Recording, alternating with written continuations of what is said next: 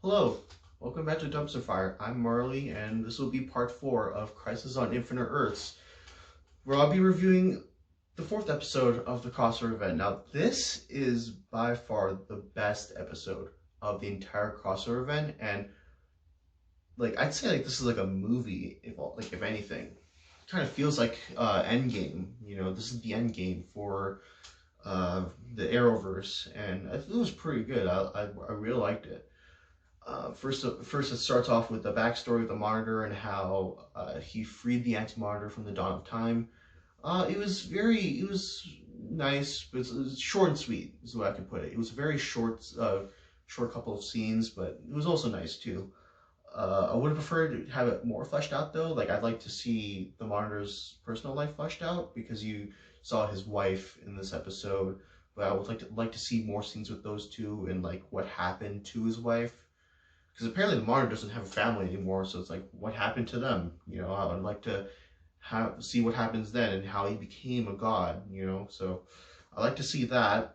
The opening narration by Ryan Choi was also great, and it set the tone for the first half of the episode, where it was like the heroes are very both depressed and mentally broken. Yeah, and like I said in part three, it's been a 1 month time jump since the Anti-Monitor destroyed the multiverse, which is part three of Crisis on Infinite Earths. So the heroes are very desperate yet broken, but still trying to find a solution to this crisis. And then after that, it cuts to Oliver training to become the Spectre. Training to become the Spectre. I would have liked to see more scenes with him training with his new powers because it's just like all that we see is just um, flashback scenes of him fighting different villains throughout the Arrow series. Sorry, different like he fights Deathstroke, Malcolm Merlin, Prometheus, Ra's al Ghul. He fights all those villains. Like you see like those fight scenes in a flashback montage in a way.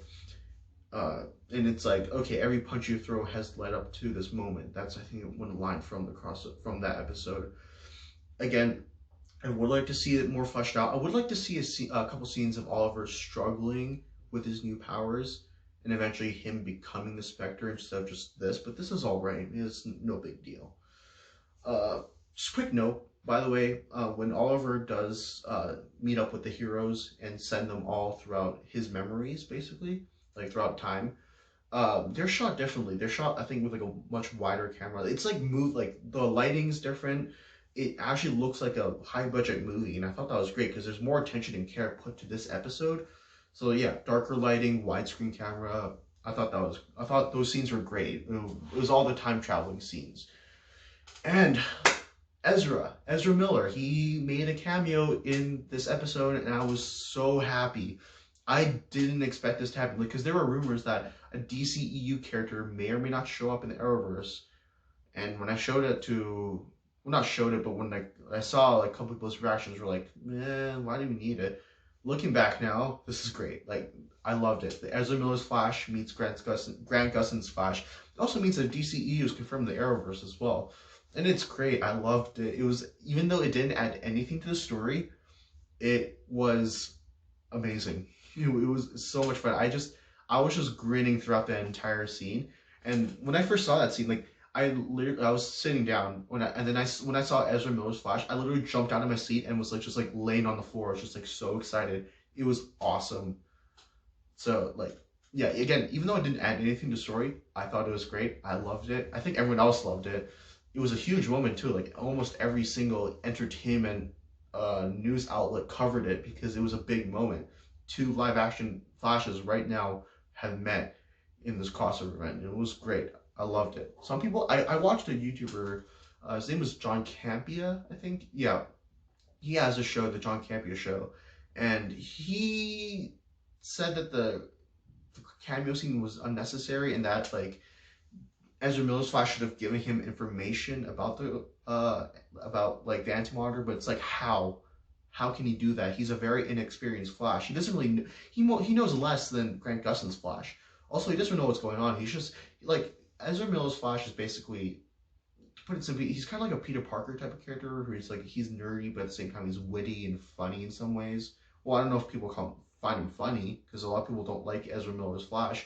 I am one of the few people who actually like his Flash, because I think it's more comic accurate. Like in terms of like his actual character, he's a more funny character. He's more like happy-go-lucky type of character. That, you know, that's usually Barry Allen's character in the older Barry Allen iterations in the Flash comics. I like that, you know. So, you know, this cameo scene was great. Again, didn't add anything to the story, but it was a very fun scene, and I loved it because it confirmed the DCEU and the Arrowverse.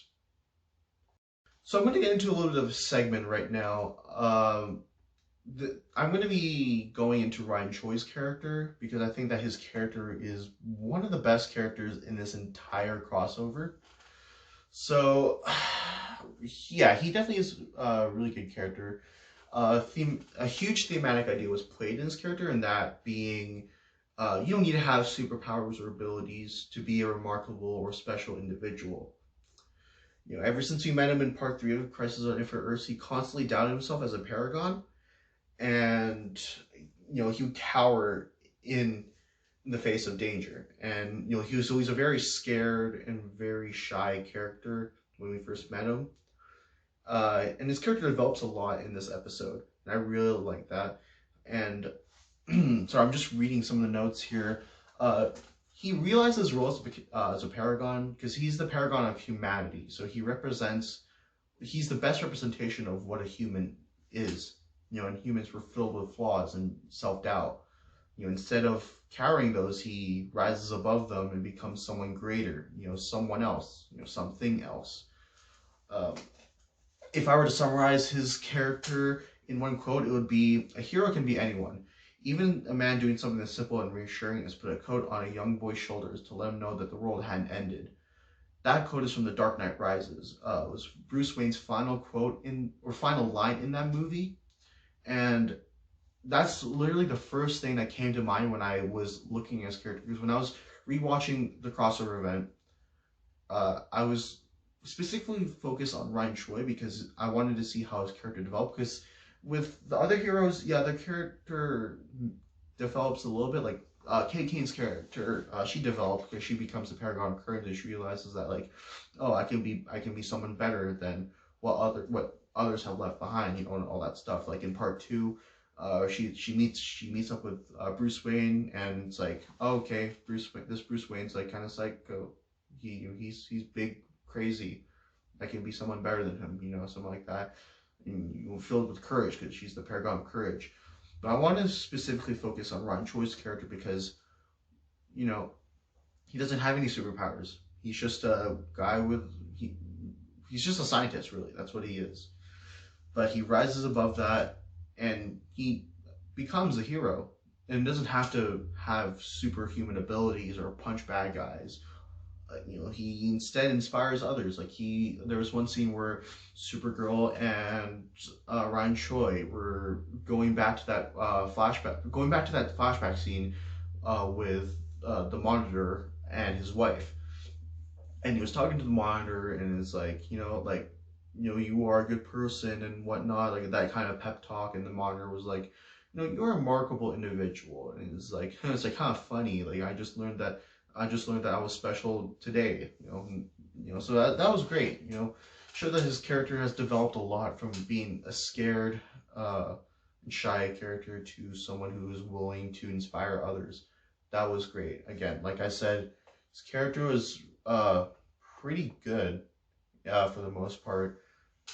Definitely the most developed character out of the entire crossover, because the other characters, they were just there.